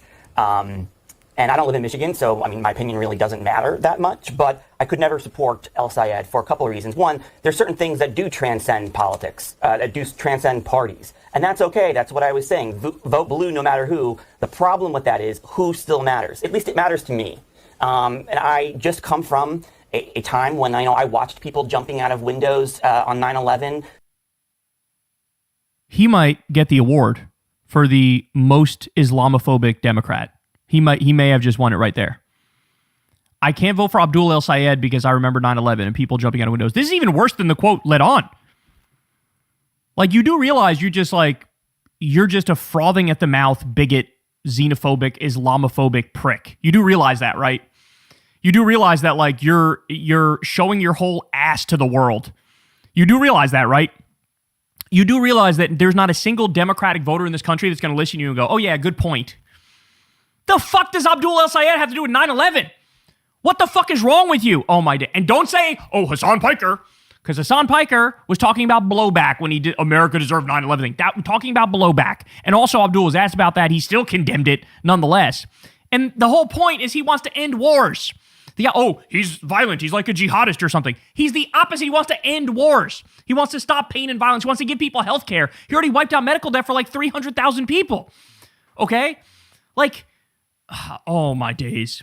They're trying to sabotage. They are trying to sabotage our boy, and we cannot let them. Michigan Democrats, get your rear in gear. Let's fucking win this thing. Let's get Abdul across the finish line because, it feels like we immediately plunge right back into like 2003 level Islamophobia during Abdul's race, and now after he won the primary. The Republicans are pouring it on, and assholes like this, fake Democrats like this are pouring it on. We are right back to 2003 level Islamophobia, where every Muslim is like suspect, every Muslim's Al-Qaeda or ISIS or, looked at with a side eye. And fuck that shit, man. We should be past that shit as a nation, especially as fascism is sweeping through this country and MAGA has cranked the bigotry meter up to 1,000. At the very least, we should have all the Democrats standing there going, fuck you, we're not doing this. We're enlightened people. We're not going to drag ourselves back to knuckle-dragging Neanderthal-type politics, which is exactly what this son of a bitch wants. He needs to shut the fuck up because he doesn't represent them. He doesn't represent anybody but his fucking self, okay? And maybe Chuck Schumer. This is Chuck Schumer, his id, when nobody's watching. This is what Chuck Schumer's also thinking. But fuck these people. You want to talk about a big tent? You're right. The tent can't be as big as some people want it because then you undermine your own message. If your tent is so big that it stands for nothing, then that tent is a problem. And so I submit not kicking people like Abdul out from our big tent, kicking assholes like this out from our big tent, and take John Fetterman's disgusting ass with you. Hey y'all, do me a favor and like and subscribe. It helps out big time in the algorithm. Click the bell as well for notifications when videos drop, and watch that video on screen right now. You know you want to. So I'm sure most of you know who Dean Withers is. He's like a liberal debate guy. And apparently there was this big scandal that erupted not too long ago where there were certain allegations against him, which are very serious allegations. But come to find out, as we're now learning, it was quite literally all made up by MAGA in a disgusting hatchet smear job to try to destroy Dean Withers' life. So this is crazy. He's going to walk us through it here, but let's listen and we'll break it down. This is the most serious video I've ever made. A Trump supporter stole the identity of an innocent 13-year-old girl to falsely accuse me of rape with supporting evidence of poorly botched fake DMs in an attempt to illegitimately deplatform me. In response, the 13-year-old whose identity was stolen made a video calling out the false accuser and anybody peddling these lies using her photos, stating that she's been getting harassed and bombarded with messages. An innocent 13-year-old girl. As we speak, not all, but millions of Republicans across the internet have continued to knowingly peddle this false allegation and could what only be described as an attempt to get me killed or to get me to myself, leading to the police calling me, informing me of a bomb threat, and the continued visceral harassment of the innocent little girl who had her identity stolen. We're not even a minute into this video, and my jaw is on the fucking ground, bro. Every time you think we've reached peak evil with these people, they prove that, like, oh, no, we can go lower. We're going to go way, way lower. Like, this is insane. Like, the amount of effort that they put in to try to destroy this kid's life, if they just put that towards anything positive, we'd live in a fucking utopia. I can't, man. Let's unpack this. First and foremost, this TikTok account, under the name of Emily, accused me of rape. They posted this fake DM to prove their allegation. The account posted 2 screenshots of the same faked DMs, for the purpose being that in the second screenshot, they're scrolled further down the page to also include my response. We know that they're fake because in the first screenshot above their message, there is an included date and time. In the second screenshot above that same message, there is not an included date and time. The only explanation for this inconsistency is that the screenshots are fake. The account also claimed to be a young girl, posting many photos such as these to make their allegations seem more believable. This girl is not accusing me of rape. She had her identity stolen by this account. She made a video to clear this up. So tonight, I was looking through my TikTok comments and I find some comments saying that someone's impersonating me and using my photos to accuse someone, Dean Withers, of sexual assault. This was the picture someone put in my TikTok comments, and this was the picture I posted on Instagram. Same with here, this was posted in July, and now I find this 4 days ago on TikTok. On this photo, you can see there's a little scribble at the top of the screen. This is because, as you can see in the next photo, that's where the lyrics were in my Instagram photo. After finding out about this, I made a video tagging her saying that it's not me, and she ended up blocking my main account. I'm now getting multiple DMs and comments about this whole situation, and I wanted to make this to let you guys know that I'm not involved in any of this, and I didn't make any of these videos. Even in light of the fact that this allegation is obviously fake, not only hurting me as the victim of them, but also the innocent little girl whose identity was stolen to make them, many Trump supporters haven't cared. MAGA influencers like the older millennial Asmongold and thousands of others have continued to peddle these false allegations across social media so hard to the point that for the last 48 hours straight, this has been a top news story on Twitter, amassing over 50,000 posts of mostly Republicans calling me a rapist. For those, some even on the right, that have made videos condemning these false allegations, thank you. I don't know what to do about the fact that, like, half of the people engaged in the political back and forth in this country simply don't care about the truth. They don't care about the truth. They don't care about reality. They don't care about morality or ethics or being a good person. They don't care about differentiating right from wrong. Like, they are simply out for blood. And if you're a liberal or if you're a leftist, they want to ruin your life. And this was an attempt to ruin his life. Now, thankfully, you know, he was able to meticulously detail every way in which this is total horse shit. But could you imagine if, like, I don't know, that girl who, look, the cat just jumped on. Hello, Salem. How are you, buddy? Could you imagine if the girl didn't post that video? Could you imagine?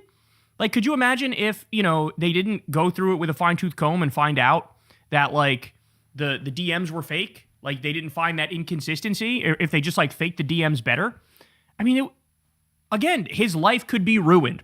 Now, by the way, whoever did this false allegation, like, I think they should be in prison. I think they should be in prison because this is, I mean, it's completely and utterly unacceptable. I mean, this is a clear-cut case of defamation here. And, you know, they called him dead to rights. But again, all the fucking commentators don't care. And by the way, let's be honest, that's the difference between the right and the left. Okay, because I remember, and some of you, if you've been with me long enough, you guys might remember, there was a time when I was falsely accused of some Me Too shit also. And shout out to Mike from Humanist Report, because he's the reason that we were able to fully clear my name, is that he was able to find an old video. So to give the long story short, there was this Instagram account that somebody else ran that was like a Kyle Klinsky fan account. I've never had an Instagram in my life, right? But apparently that person was, after a while, they started to like pretend to be me. Like they dropped that it was a fan account and they just put like Kyle Klinsky. And then they used that to try to solicit nudes from people, including somebody who works in like the political commentary space. And that person came out and was like, you know, Kyle Klinsky asked me for nudes or whatever. And, you know, I was like, I've literally never had an Instagram. That's not me fucking asking you for nudes. Like, what are you talking about? And so Mike from the Humanist Report, he went out and got a Kyle and Corn episode from like a few years before where me and Corn talked about that exact account. And I said like, look, man, I'm cool with people running fan accounts, but at least do me a favor and like put that it's a fucking fan account so that, you know, I'm not being like impersonated or whatever. And I said in that clip, I say, I don't have an Instagram. I've never had an Instagram. And so that's not me. And so Mike from Humanist Report posted that. Everybody saw it, cleared my name. The woman who was accusing me also saw that and basically was like, yeah, my bad. It's not true. That wasn't Kyle. That's somebody impersonating him. But my point is, everybody involved in this particular thing, we were all left of center. So since we're all left of center and we believe in reality and the truth, when it came out that it was not me that did the thing that I was being accused of, literally everybody involved was like, oh, yeah, our bad. That's not true. like everybody was like, oh yeah, case closed. It's over. It's done. But Dean, since he's dealing with the right here, they make some shit up. They lie about it. They fake evidence to an extreme degree. Then when they're corrected, they double down and triple down and pretend like they're still correct. And he's got to try to pick up the pieces himself. It is completely and utterly atrocious and disgusting. And they should be ashamed of themselves. What I'm happy about is, so he posts this on Twitter. It says, MAGA, you owe me an apology. It's that 3-minute video we just played. And it gets 8.5 million views. So to the extent he can clear his name on this, he's clearing his name. But like, it's so gross he had to go through this. They're literally trying to ruin his life because he obliterates them casually in debates where they're just completely outclassed. That's what's going on here. So, Dean, I'm sorry that you had to go through this, bro, but I'm happy that you were able to do this video and clear your name. And yeah, all I have to say is never fucking trust these motherfuckers. This is like legitimately like subhuman shit to do to somebody, straight up. Like, this is just beyond fucked up. They tried to ruin his life with fake rape allegations, and they doubled down and tripled down when it was proven that they were full of shit. I mean, there is a special place in hell for every one of these motherfuckers. Hey y'all, do me a favor and like and subscribe. It helps out big time in the algorithm. Click the bell as well for notifications when videos drop, and watch that video on screen right now. You know you want to. All right, y'all. So as you all know, MAGA is currently falling apart across this country. Its popularity has imploded, and the true face of MAGA is beginning to show itself, and people are beginning to acknowledge what it really is. It's a hate movement. Republican politics and the MAGA movement, at the core of it, is literally just sadism. It's taking pleasure out of other people's pain. And the other people in question are liberals, leftists, and minorities in particular, whether it's ethnic minorities, religious minorities. They just want other people to be in pain, okay? There's this guy by the name, a Christian nationalist MAGA guy by the name of Joel Webben, however you say his name. I don't really care. He doesn't deserve for me to pronounce his name correctly as far as I'm concerned. Well, anyway, this guy's a doozy. And so he came out here, and remember, his whole thing is that he's a Christian. He comes out here and he explains how, like, actually, technically, the Christian thing to do is to let people starve if you disagree with them. I'm not kidding. Here we go. Listen up. If we ever come to a point where the state is not actually able to meet the physical needs of those who are impoverished in our society today, then the church will be up against a Herculean task. But one of the things that the church will have to do is the church will have to tell modern feminist pagan women no. The church will have to tell them. Modern feminist pagan women? What the fuck? When was the last time you talked to a woman and they're like, oh yeah, by the way, I'm a pagan? Like, that doesn't happen. No. So if there's a woman who is elderly, but she chose by her own volition because she hates the patriarchy and she hates Christ and she hates traditional marriage and all these different things. She chose never to marry. She's 65 years old with blue or purple hair. She has no children because, not because she couldn't conceive, but because she was on SSRIs and birth control and all these things her entire life. And of her own volition, she hated children, refused to have them.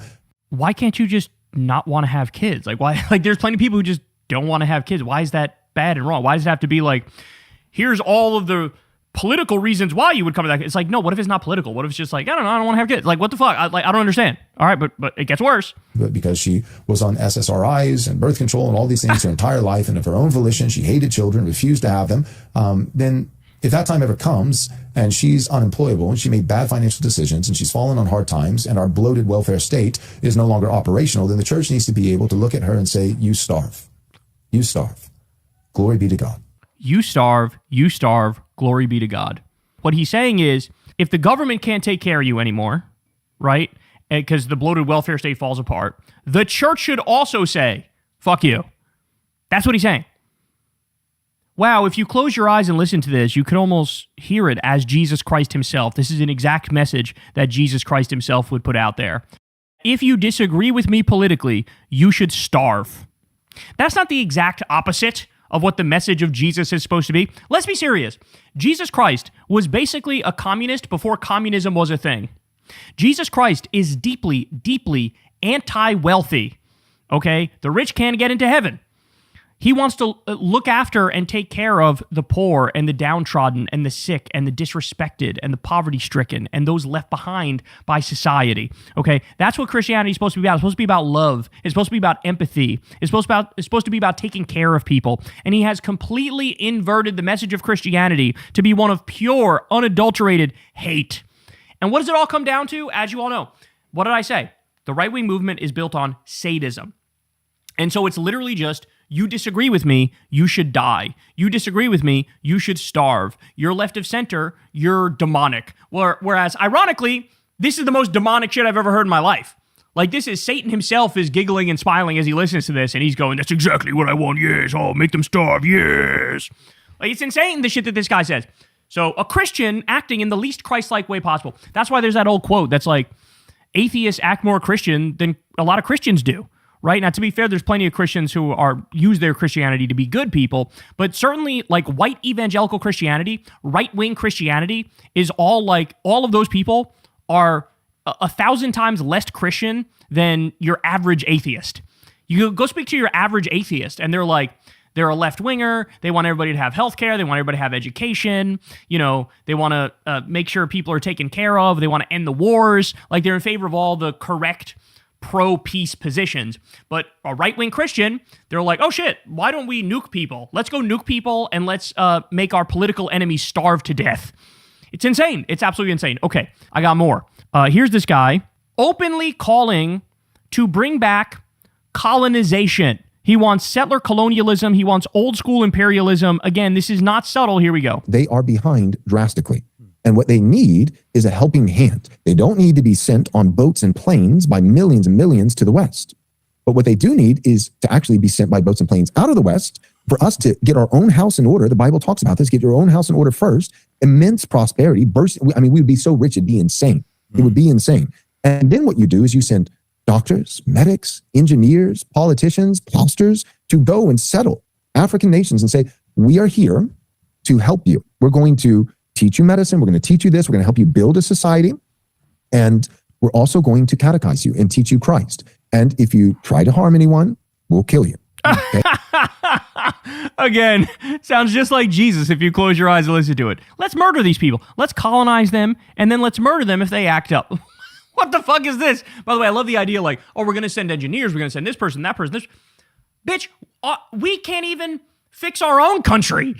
And you're like, oh yeah, let's go like, invade everywhere in the world and do X, Y, and Z. What the fuck is wrong with these people? What is wrong with these people? They are the most sadistic, violent, evil, frothing at the mouth, psychopaths and sociopaths that I've ever seen in my life. And he talks about it as if like everybody would agree. Like he's so casually, nonchalantly. It's almost like he's talking about like, what's your favorite flavor of ice cream? My favorite flavor is Rocky Road. Like he's talking about it so casually. Meanwhile, like this is something everybody would shudder in disgust listening to. Like, oh yeah, let's recolonize. Like, what the fuck is wrong? Oh my God, I can't. All right, still not done because here he is talking about women, and I think you can guess what his opinions on them are. That's why God in his word, God in nature that he made said women need to shut up. They need to be quiet. They don't get to call shots. They don't get to rule because they do stupid things like this. So true, King. Women need to shut up.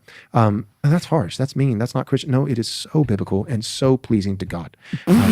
Your daughter needs to shut up in the home when she's talking to her daddy. Because no, that's not what we're talking. That's not what we're talking. We're saying in the public square, in ruling civil positions of government, in the church, in ecclesiastical positions of authority, and when it comes to making decisions in the household as the federal head for the family. In that arena, all right, here's the disclaimer. In that arena, absolutely, Wes is right. Women, shut up. Of course. It is literally an offense to God. It's so funny watching the least manly men of all time pretend to be all like macho man. Like, you need to shut up and let the man be the man around here, bro. By the way, all these people are complete and utter hypocrites because they want to try to base this on the Bible. But then you talk to them, well, what they do the night before they had shrimp for dinner. Well, shrimp in the Bible is an abomination. Okay. Right now, they're committing a horrific sin because the clothes they're wearing are a mix of two different fabrics. That's not allowed in the Bible, but nobody talks about that, right? So the shrimp thing, they left that out. The mix of two different fabric things, they left that out. But they'll hate on gay people. They'll hate on women. It's almost like they just use their religion to express their own hatred and their own anger, right? Like their own disgusting personal opinions supersede their Christianity, and they rationalize their hatred and justify it with the Christianity. You understand what I'm saying? Like they use it to fuel their hatred as they pretend like, no, I'm just being biblical. I'm just following what the Lord wants me to follow. Right. Just like the Lord wants your political enemies to all starve to death, as you just alluded to. It's incredible, bro. And by the way, also, let's be clear, this makes no fucking sense. Like, I imagine if you take Sarah Palin's political positions and my political positions and you put them in front of these guys, 10 out of 10 times, they'll pick Sarah Palin. But I am allowed to speak in the public, and she's not allowed to speak in the public, even though she agrees with their ideology more than they agree with mine. Like, totally unserious, psychopathic freaks. Now, this guy was somehow invited on PBD. Oh my God. I know that they're like click whores and click mongers and shit, but really, you're going to invite this guy on? So anyway, now I believe he talks a little bit here about black people. What he thinks of them.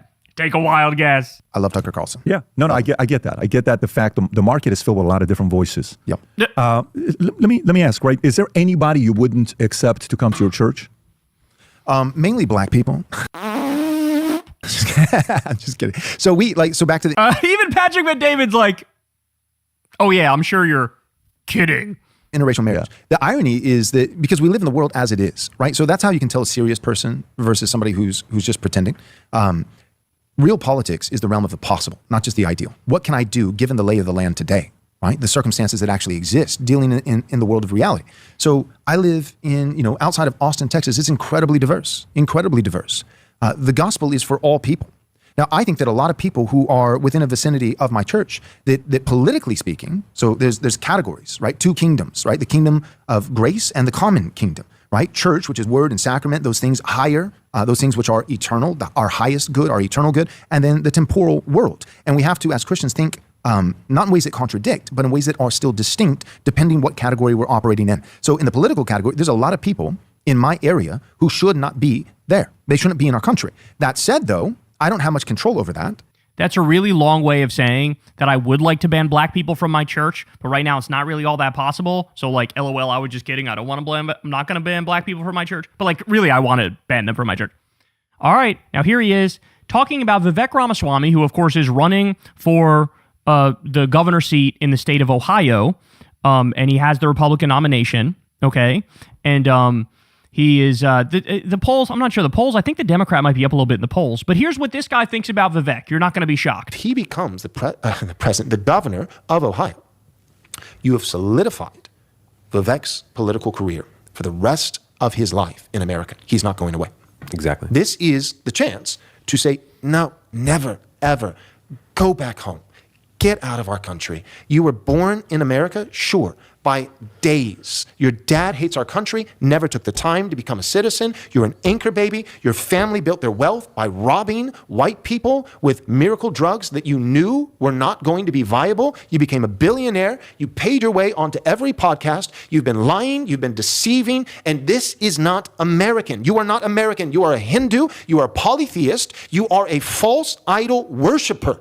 Go home. Get out of our country. I don't care about you quoting Thomas Jefferson. I don't care about you pretending to honor the founders. This is America. We wear shoes in this country. We eat beef in this country. We worship Christ exclusively in this country. We don't rob people of their wealth in this country. Oh. You literally just called to do that in the other segment where you say, let's colonize Africa. Get the hell out. That's the proper response. By the way, the only thing he was right about there is that, yes, Vivek was a scammer, and he did scam people. And so he is a criminal. No denying that whatsoever. But the rest of it, gee, I wonder what he thinks of people with other religious beliefs and other religious backgrounds. Be a little more clear for me. Tell me what you really think about atheists, about Hindus, about Buddhists, about other people from different backgrounds. Again, we don't have to guess. We don't have to guess. And then finally, let's see what he says about democracy. Here we go. I don't see any path aside from like the full removal of feminism. I just think so long as we have democracy coupled with universal suffrage, you will constantly be going against the grain. You're constantly going to have half of the population voting for temperance, tolerance, yes, you can, suicidal empathy. And my point, I guess, is that I don't think you're going to get people to vote away democracy or vote away. It just happened. It can, but my point is that he's bemoaning that. By the way, he's going, man, you're never going to get people to vote away democracy, but I wish they would. Guys, this is MAGA. This is right-wing Christianity, white evangelical Christianity. This is what they actually believe. Do you understand yet? I don't think like your average person really knows the depths of the hatred of these people. They get like the surface version, right? They get like a taste of it. They see what Trump is doing with ICE and all that. But like they are bigoted across the board, right? They don't cherry pick like, oh, we're not in favor of equal rights for these people, but we are for these people. No, in their heart of hearts, they are against equal rights for everybody. Their hatred is universal in the same way that our support for equality is universal. So if you're black, if you're gay, if you're trans, if you're Hispanic, if you're Muslim, if you're Jewish, if anything other than the exact waspy fucking bullshit that they want, then you're cooked, you're done. And they want to strip you of your rights. But my point is that I'm agreeing with you. I think that it has to be taken. I think that men, virtuous, ambitious, masculine men have to climb the ladder of power and forcefully take away from the people that which is their detriment. Yeah, so I mean, just calling for dictatorship, just calling for men to seize the reins of power and not give it up. This is who they are, y'all. Don't get it twisted. If you listen to a right-winger talk long enough, they will expose themselves. Right? Listen to a left-winger talk enough, and what are they going to tell you? They're going to tell you they want everybody to have health care, they want everybody to have education, they want no medical debt, they want free college, they want a living wage, they want to end the wars, they want to tax the rich, they want to get money out of politics, they want unions for all. I can go on and on here. Free child care, you name it. You listen to a left-winger talk long enough, and you will understand very quickly they're in favor of making everything better for everybody. Period. End of discussion. That's what a left-winger talks about when you give them free reign. Give a right-winger free reign, and you get this. Every single fucking clip I just played for you with this guy, this is what they actually believe. So, take your pick, America. Shouldn't be that hard of a decision. All right, y'all, that's the show, man. Love y'all very much. As always, you know the deal. Everybody subscribe to the channel and click that bell icon. You can also support the show on Patreon. Link below. Sign up for Crystal Kyle and Friends on Substack. Got a bunch of awesome things coming up. And, of course, go sub to Corin's World and come hang out with us live on Monday nights. All right, y'all. I love you, and I'll see you back here tomorrow. Peace out. Hey y'all, do me a favor and like and subscribe. It helps out big time in the algorithm. Click the bell as well for notifications when videos drop, and watch that video on screen right now. You know you want to.